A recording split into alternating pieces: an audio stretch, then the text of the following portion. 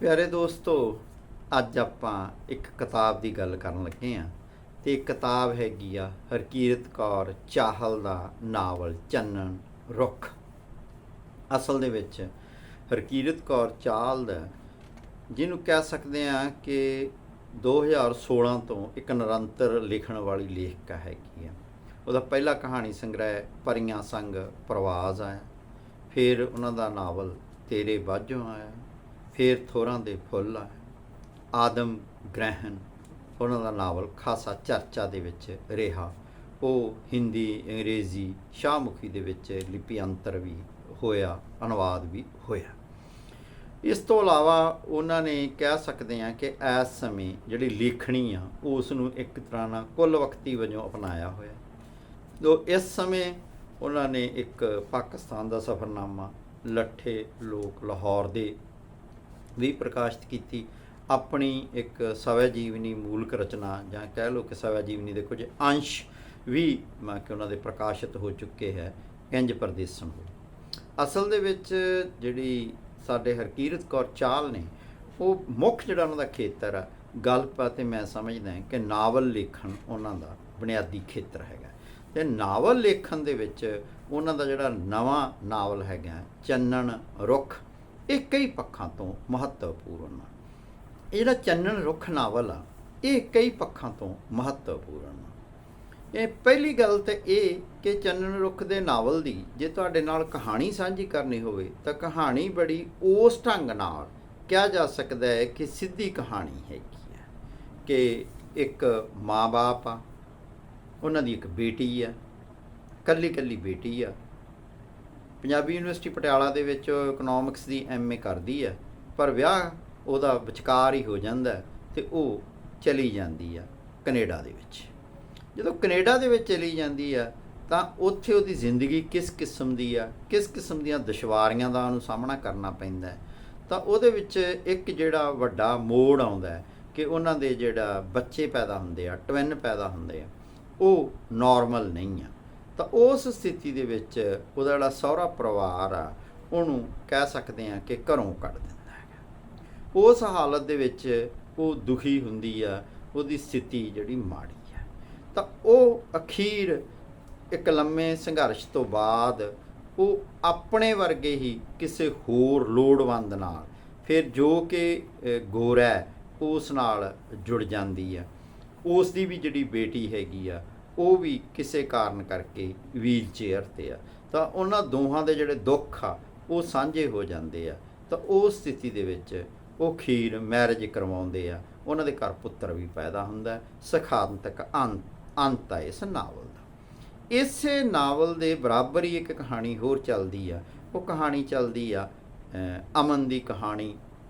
ਇਹ ਕੁੜੀ ਵਿਆਹੀ ਜਾਂਦੀ ਆ, ਪਰ ਜਿਹੜਾ ਲੜਕਾ ਹੈ ਉਹ ਨਸ਼ੇੜੀ ਆ। ਤਾਂ ਉਹ ਉੱਥੇ ਜਾ ਕੇ ਵੀ ਉਹਦੀ ਜ਼ਿੰਦਗੀ ਔਖੀ ਆ ਅਤੇ ਅਖੀਰ ਉਹਨੂੰ ਨਸ਼ੇੜੀ ਤੋਂ ਤਲਾਕ ਲੈਣਾ ਪੈਂਦਾ। ਉਹ ਫਿਰ ਦੁਬਾਰਾ ਇੰਡੀਆ 'ਚ ਹੋਰ ਲੜਕੇ ਨਾਲ ਵਿਆਹ ਕਰਵਾਉਂਦੀ ਹੈ। ਇਸੇ ਤਰ੍ਹਾਂ ਇੱਕ ਹੋਰ ਬਹੁਤ ਛੋਟੀ ਸਟੋਰੀ ਹੈਗੀ ਆ, ਜਿਹੜੀ ਬਿੱਕਰ ਦੀ ਸਟੋਰੀ ਹੈਗੀ ਆ ਕਿ ਬਿੱਕਰ ਪੱਕੇ ਹੋਣ ਲਈ ਵੀ ਵਿਆਹ ਕਰਵਾਉਂਦਾ ਹੈ, ਨਸ਼ਿਆਂ 'ਚੋਂ ਇੱਕ ਕੁੜੀ ਨੂੰ ਕੱਢਣ ਲਈ ਵੀ ਵਿਆਹ ਕਰਵਾਉਂਦਾ ਹੈ। ਫਿਰ ਉਹ ਜਿਹੜੀ ਦੂਜੀ ਮੈਰਿਜ ਆ ਉਹਦੀ ਵੀ ਸਫਲ ਨਹੀਂ ਰਹਿੰਦੀ, ਫਿਰ ਉਹ ਤੀਜੀ ਮੈਰਿਜ ਕਰਵਾ ਕੇ ਰਹਿ ਰਿਹਾ ਹੈਗਾ। ਚਲੋ, ਇਹ ਕਹਾਣੀਆਂ ਨੇ, ਤੁਸੀਂ ਨਾਵਲ ਦੇ ਵਿੱਚੋਂ ਪੜ੍ਹ ਲਿਆ। ਜੋ ਮੈਂ ਕਹਾਣੀਆਂ ਦੇ ਵਿੱਚ ਕੀ ਮੋੜ ਘੋੜ ਆਉਂਦੇ ਆ ਉਹ ਤੁਹਾਡੇ ਨਾਲ ਸਾਂਝੇ ਨਹੀਂ ਕਰਦਾ। ਜਿਹੜੀਆਂ ਗੱਲਾਂ ਮੈਂ ਇਸ ਨਾਵਲ ਦੇ ਬਾਰੇ ਤੁਹਾਡੇ ਨਾਲ ਮਹੱਤਵਪੂਰਨ ਸਾਂਝੀਆਂ ਕਰਨੀਆਂ ਚਾਹੁੰਦਾ, ਉਹ ਪਹਿਲੀ ਗੱਲ ਤਾਂ ਇਹ ਕਿ ਹੁਣ ਤੱਕ ਜਿਹੜਾ ਸਾਡਾ ਪ੍ਰਵਾਸੀ ਨਾਵਲ ਸੀਗਾ ਉਹ ਆਮ ਕਰਕੇ ਜਿਹੜੀ ਪਹਿਲੀ ਪੀੜ੍ਹੀ ਦੇ ਦੁੱਖਾਂ ਦਰਦਾਂ ਨੂੰ ਬਿਆਨ ਤਾਂ ਕਰਦਾ ਸੀ, ਪਰ ਉਹ ਅਕਸਰ ਜਿਹੜਾ ਉੱਥੋਂ ਦਾ ਸਮਾਜ ਆ ਉਹਦੇ ਨਾਲ ਜਿਹੜੇ ਘੋਲ ਮੇਲ ਘੱਟ ਕਰਦਾ ਸੀ, ਆਪਣੇ ਸਮਾਜ ਦੀਆਂ ਹੀ ਬਾਤਾਂ ਪਾਉਂਦਾ ਸੀ। ਇਹ ਨਾਵਲ ਭਾਵੇਂ ਆਪਣੇ ਸਮਾਜ ਦੀਆਂ ਹੀ ਬਾਤਾਂ ਪਾਉਂਦਾ, ਪਰ ਇਸ ਵਿੱਚ ਜਿਹੜੇ ਕੁਝ ਪਾਤਰ ਆ ਉਹ ਦੂਸਰੇ, ਜਿਹਨੂੰ ਕਹਿ ਸਕਦੇ ਹਾਂ ਸਮਾਜ ਦੇ ਵੀ ਆਏ। ਉਹ ਜਿਸ ਕਿਸਮ ਦਾ ਵਿਅਕਟਰ ਇਹਦੇ ਵਿੱਚ ਪਾਤਰ ਆ, ਉਹਦੇ ਨਾਲ ਇੱਕ ਤਰ੍ਹਾਂ ਨਾਲ ਗੋਰੇ ਸਮਾਜ ਨਾਲ ਸਾਡਾ ਵਾਹ ਪੈਂਦਾ। ਮੈਂ ਸਮਝਦਾ ਕਿ ਇਹ ਪੰਜਾਬੀ ਨਾਵਲ ਦੇ ਵਿੱਚ ਇੱਕ ਅਗਲਾ ਪੜਾਅ ਹੈ, ਜਿਹਨੂੰ ਕਿਹਾ ਜਾ ਸਕਦਾ ਹੈਗਾ ਕਿ ਜਿਹੜੇ ਮਲਟੀ ਕਲਚਰਲ ਵਰਲਡ ਦੇ ਵਿੱਚ ਜਦੋਂ ਬੰਦੇ ਰਹਿੰਦੇ ਨੇ ਤਾਂ ਉਹਨਾਂ ਦੇ ਰਿਸ਼ਤੇ ਨਾਤੇ ਕਿਸ ਤਰ੍ਹਾਂ ਦੇ ਉਹ ਚੱਲਦੇ ਆ। ਅਗਲੀ ਗੱਲ ਜਿਹੜੀ ਇਹਦੀ ਨਾਵਲ ਦੀ ਮਹੱਤਵਪੂਰਨ ਇਹ ਆ ਕਿ ਇਹ ਨਾਵਲ ਜਿੰਨੀਆਂ ਸਾਡੇ ਸਮਾਜ ਦੀਆਂ, ਭਾਰਤੀ ਸਮਾਜ ਦੀਆਂ ਵੀ ਤੇ ਪ੍ਰਵਾਸੀ ਪੰਜਾਬੀ ਸਮਾਜ ਦੀਆਂ ਵੀ ਸਮੱਸਿਆਵਾਂ ਨੇ, ਉਹਨਾਂ ਨੂੰ ਕਹਿ ਸਕਦੇ ਹਾਂ ਕਿ ਨਾਵਲ ਵਿੱਚ ਗੁੰਦਿਆ ਗਿਆ ਹੈ ਜਾਂ ਨਾਵਲ ਦੇ ਵਿੱਚੋਂ ਆਈਆਂ। ਖਾਸ ਕਰਕੇ ਜੇ ਕਿਤੇ ਬੱਚੇ ਅਬਨੋਰਮਲ ਹੋਣ ਜਾਂ ਕਿਸੇ ਦਾ ਜਿਹੜਾ ਝੁਕਾਓ ਆ ਉਹ ਸਮਲਿੰਗੀ ਹੋਵੇ, ਜਾਂ ਜੇ ਕੋਈ ਵਿਅਕਤੀ ਹੱਦੋਂ ਵੱਧ ਨਸ਼ਾ ਕਰਦਾ ਹੈ, ਤਾਂ ਇਹਨਾਂ ਸਥਿਤੀਆਂ ਨੂੰ ਜਿਹੜਾ ਭਾਰਤੀ ਜਿਹੜਾ ਪਿਤਰੀ ਸਮਾਜ ਦੇ ਵਿੱਚ ਪਲੇ ਵਿਅਕਤੀ ਆ ਉਹ ਇਹਨਾਂ ਨੂੰ ਕਿਸ ਤਰ੍ਹਾਂ ਸੋਚਦੇ ਆ, ਕਿਸ ਤਰ੍ਹਾਂ ਡੀਲ ਕਰਦੇ ਆ। ਇਹ ਬੜਾ ਇਸ ਨਾਵਲ ਦਾ ਇੱਕ ਹੋਰ ਮਹੱਤਵਪੂਰਨ ਪੱਖ ਹੈਗਾ। ਮੈਂ ਸਮਝਦਾ ਕਿ ਨਾਵਲ ਆ ਜਿਹੜਾ ਇਹ ਚੰਗੀਆਂ ਕਦਰਾਂ ਕੀਮਤਾਂ ਨੂੰ ਉਤਸ਼ਾਹਿਤ ਕਰਦਾ ਹੈਗਾ।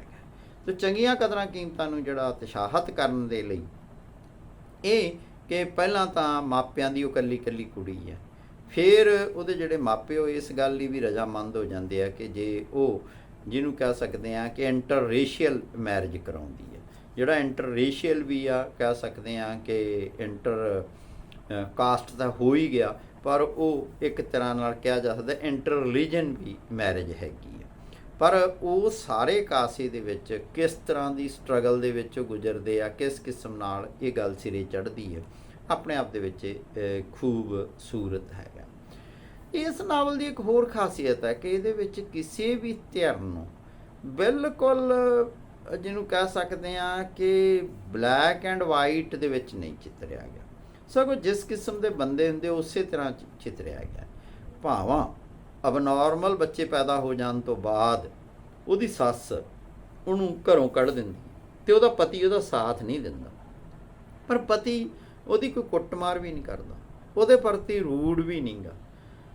ਇਹ ਵੀ ਕਿਹਾ ਜਾ ਸਕਦਾ ਹੈ ਕਿ ਉਹ ਇੱਕ ਤਰ੍ਹਾਂ ਨਾਲ ਉਹਦਾ ਭਾਵਾਂ ਸਮਲਿੰਗੀ ਝੁਕਾਓ ਆ, ਜਿਵੇਂ ਬਾਅਦ ਦੇ ਵਿੱਚ ਨਾਵਲ ਦੇ ਵਿੱਚ ਜਾ ਕੇ ਪਤਾ ਲੱਗਦਾ, ਪਰ ਇਸ ਦੇ ਬਾਵਜੂਦ ਉਹ ਜਿਹੜਾ ਬੰਦਾ ਹੈ ਉਹ ਕੋਈ ਐਡਾ ਬੁਰਾ ਬੰਦਾ ਨਹੀਂ ਆ। ਉਹ ਜਿਹੜੀਆਂ ਔਰਤ ਦੇ ਬੱਚੇ ਤੇ ਹੱਕ ਨੇ ਉਹਨਾਂ ਨੂੰ ਵੀ ਉਹ ਬਰਾਬਰ ਦੀ ਮਾਨਤਾ ਦਿੰਦਾ ਹੈ। ਦੂਸਰੇ ਪਾਸੇ ਇਹ ਵੀ ਸਮਝਿਆ ਜਾਂਦਾ ਕਿ ਜਿਹੜਾ ਲੜਕਾ ਜਾਂ ਜਿਹੜਾ ਵਿਅਕਤੀ ਕੈਨੇਡੀਅਨ ਸਮਾਜ ਵਿੱਚ ਪੜ੍ਹਿਆ, ਉਹ ਕੈਨੇਡੀਅਨ ਸਮਾਜ ਦੇ ਜਿਹੜੇ ਕੁਝ ਗੁਣ ਨੇ, ਉਹ ਚਾਹੇ ਔਰਤ ਦਾ ਸਤਿਕਾਰ ਕਰਨਾ ਜਾਂ ਔਰਤ ਨੂੰ ਵੀ ਬਰਾਬਰ ਦਾ ਹੱਕ ਦੇਣਾ ਵਗੈਰਾ ਹੈਗਾ, ਉਹਨਾਂ ਨੂੰ ਸਹਿਜ ਰੂਪ ਵਿੱਚ ਹੀ ਆਤਮਸਾਤ ਕਰ ਲੈਂਦਾ। ਉਹਦੇ ਉਲਟ ਜਿਹੜੇ ਭਾਰਤੀ ਸਮਾਜ 'ਚੋਂ ਬੰਦੇ ਗਏ ਆ, ਉਹ ਗੱਲੀ ਬਾਤੀ ਚਾਹੇ ਕਿੱਡੇ ਵੀ ਵਧੀਆ ਹੋਣ, ਪਰ ਉਹ ਉੱਥੋਂ ਦੀਆਂ ਜਿਹੜੀਆਂ ਕਦਰਾਂ ਕੀਮਤਾਂ ਉਹਨਾਂ ਨੂੰ ਆਤਮਸਾਤ ਨਹੀਂ ਕਰ ਸਕਦੇ। ਜਿਵੇਂ ਮੈਂ ਕਿ ਜਿਹੜਾ ਲੜਕਾ, ਜਿਹੜਾ ਅਮਨ ਨਾਲ ਲੜਕਾ ਵਿਆਹਿਆ ਜਾਂਦਾ, ਉਹ ਪੰਜਾਬ ਵਿੱਚ ਵੀ ਨਸ਼ੇ ਕਰਦਾ ਅਤੇ ਉੱਥੇ ਵੀ ਜਾ ਕੇ ਨਸ਼ੇ ਕਰਦਾ, ਅਤੇ ਉਹਨਾਂ ਨਸ਼ਿਆਂ ਨਾਲ ਹੀ ਇੱਕ ਦਿਨ ਉਹਦੀ ਮੌਤ ਹੋ ਜਾਂਦੀ ਹੈ। ਮੈਨੂੰ ਇਹ ਲੱਗਦਾ ਹੈ ਕਿ ਪੰਜਾਬੀ ਜਿਹੜਾ ਸਮਾਜ ਆ ਉਹ ਇਸ ਵੇਲੇ ਕੈਨੇਡਾ ਦੇ ਵਿੱਚ ਕਾਫੀ ਵੱਡਾ ਸਮਾਜ ਆ, ਉਹਦੀਆਂ ਬਹੁਤ ਸਾਰੀਆਂ ਸਮੱਸਿਆਵਾਂ, ਉਹ ਡਰੱਗ ਤੋਂ ਲੈ ਕੇ ਗੈਂਗਸਟਰੀ ਤੱਕ ਬਹੁਤ ਜ਼ਿਆਦਾ ਸਮੱਸਿਆਵਾਂ, ਪਰ ਸਾਰਾ ਕੁਝ ਨਾ ਚੰਗਾ ਨਾ ਸਾਰਾ ਕੁਝ ਮਾੜਾ ਹੈ। ਅਤੇ ਇਹ ਨਾਵਲ ਵੀ ਉਸ ਨੂੰ ਉਸੇ ਰੂਪ ਵਿੱਚ ਚਿੱਤਰਦਾ, ਨਾ ਸਾਰੇ ਨੂੰ ਚੰਗੇ ਰੂਪ ਵਿੱਚ ਚਿੱਤਰਦਾ, ਨਾ ਹੀ ਸਾਰਿਆਂ ਨੂੰ ਮਾੜੇ ਰੂਪ ਵਿੱਚ ਚਿੱਤਰਦਾ, ਸਗੋਂ ਜਿਹੜੀਆਂ ਮਾੜੀਆਂ ਕਦਰਾਂ ਕੀਮਤਾਂ ਉਹਨਾਂ ਦੀ ਕਲਾਤਮਕ ਢੰਗ ਨਾਲ ਨਿਖੇਧੀ ਕਰਦਾ, ਜਿਹੜੀਆਂ ਚੰਗੀਆਂ ਕਦਰਾਂ ਕੀਮਤਾਂ ਉਹਨਾਂ ਨੂੰ ਅਚਿਆਉਂਦਾ ਜਾਂ ਅਪਹੋਲਡ ਕਰਦਾ। ਇਸ ਨਾਵਲ ਦੀ ਇੱਕ ਹੋਰ ਬਹੁਤ ਖੂਬਸੂਰਤੀ ਹੈਗੀ ਆ। ਉਹ ਨਾਵਲ ਦੀ ਖੂਬਸੂਰਤੀ ਇਸ ਪੱਖ ਤੋਂ ਆ ਕਿ ਨਾਵਲ ਦੇ ਵਿੱਚ ਜਿਹੜੀ ਨਾਵਲਕਾਰ ਹੈ ਉਹਨੇ ਕਹਾਣੀ ਭਾਵਾਂ ਸਿੱਧੀ ਰੱਖੀ ਆ, ਪਰ ਉਹਦੇ ਵਿੱਚ ਕੁਝ ਲਕਾਵੇ, ਕੁਝ ਪਰਦੇ ਰੱਖੇ ਹੋਏ ਆ। ਉਹਨਾਂ ਲਕਾਵਿਆਂ ਜਾਂ ਪਰਦਿਆਂ ਦੇ ਰਾਹੀਂ ਉਹ ਪਾਠਕ ਨੂੰ ਜੋੜੀ ਵੀ ਰੱਖਦੀ ਹੈ ਅਤੇ ਕਦੇ ਉਹਨੂੰ ਚਕਾਚੌਂਧ ਵੀ ਕਰਦੀ ਹੈ। ਜਿਵੇਂ ਇਸ ਦੀ ਇੱਕ ਹੋਰ ਖਾਸੀਅਤ ਆ ਉਹ ਇਹ ਕਿ ਇਸ ਵਿੱਚ ਕੁਝ ਜਿਹੜੇ ਰੂਪਕ ਨੇ ਉਹ ਬਹੁਤ ਸੋਹਣੇ ਚੁਣੇ ਆ। ਤੁਲਨਾ ਬਹੁਤ ਹੁੰਦੀ ਆ ਭਾਰਤੀ ਸਮਾਜ ਦੀ ਅਤੇ ਕੈਨੇਡੀਅਨ ਸਮਾਜ ਦੀ, ਖਾਸ ਕਰਕੇ ਜਿਹੜੇ ਭਾਰਤ ਦੇ ਤਿੱਥ ਤਿਉਹਾਰ, ਰਹੁ ਰੀਤਾਂ, ਗੀਤ ਨੇ, ਉਹਨਾਂ ਦੇ ਅਰਥ ਕੈਨੇਡੀਅਨ ਸਮਾਜ ਵਿੱਚ ਕਿਸ ਤਰ੍ਹਾਂ ਦੇ ਨੇ ਉਹਨਾਂ ਨੂੰ ਨਾਲ ਲਿਆ। ਜਿਵੇਂ ਆਪਾਂ ਜੇ ਇਹਦੇ ਨਾਵਲ ਦਾ ਸਿਰਲੇਖ ਹੀ ਲਈਏ, ਚਾਨਣ ਰੁੱਖ, ਤਾਂ ਚਾਨਣ ਰੁੱਖ ਆ ਜਿਹੜਾ ਸਾਡਾ ਸੁਹਾਗ ਆ ਕਿ ਜਿਹੜੀ ਬੇਟੀ ਆ ਉਹ ਕਿਹੋ ਜਿਹਾ ਵਰ ਢੂੰਡਦੀ ਹੈ, ਕਿਹੋ ਜਿਹਾ ਵਰ ਲੋੜਦੀ ਹੈ, ਤਾਂ ਉਹ ਮੈਂ ਕਿ ਚੰਨਣ ਦੇ ਬੂਟੇ ਵਰਗਾ। ਅਤੇ ਚੰਨਣ ਦਾ ਬੂਟਾ ਕੌਣ ਹੈ? ਅਤੇ ਚੰਨਣ ਦਾ ਬੂਟਾ ਪੰਜਾਬੀ ਨੌਜਵਾਨ ਨਹੀਂ ਗਾ, ਅਤੇ ਚੰਨਣ ਦਾ ਬੂਟਾ ਜਿਹੜਾ ਉਹ ਅੰਗਰੇਜ਼ ਵਿਕਟਰ ਹੈਗਾ। ਇਹ ਕਹਾਣੀ ਇੱਕ ਇਹ ਵੀ ਪਾਉਂਦੀ ਆ ਕਿ ਕਿਸ ਤਰ੍ਹਾਂ ਜਿਹੜਾ ਦੁੱਖ ਆ ਉਹ ਸਾਨੂੰ ਜੋੜਦਾ ਹੈ, ਕਿਸ ਤਰ੍ਹਾਂ ਬੰਦੇ ਦੁੱਖਾਂ ਦੇ ਵਿੱਚੋਂ ਮੁਹੱਬਤ ਵੀ ਪੈਦਾ ਕਰ ਸਕਦੇ ਆ, ਦੁੱਖਾਂ ਦੇ ਵਿੱਚੋਂ ਜ਼ਿੰਦਗੀ ਵੀ ਜਿਹੜੀ ਧੜਕ ਸਕਦੀ ਹੈਗੀ ਆ। ਮੈਨੂੰ ਆਪਣੇ ਆਪ ਦੇ ਵਿੱਚ ਇਹ ਨਾਵਲ ਕਿਹਾ ਜਾ ਸਕਦਾ ਕਿ ਵਧੀਆ ਲੱਗਿਆ।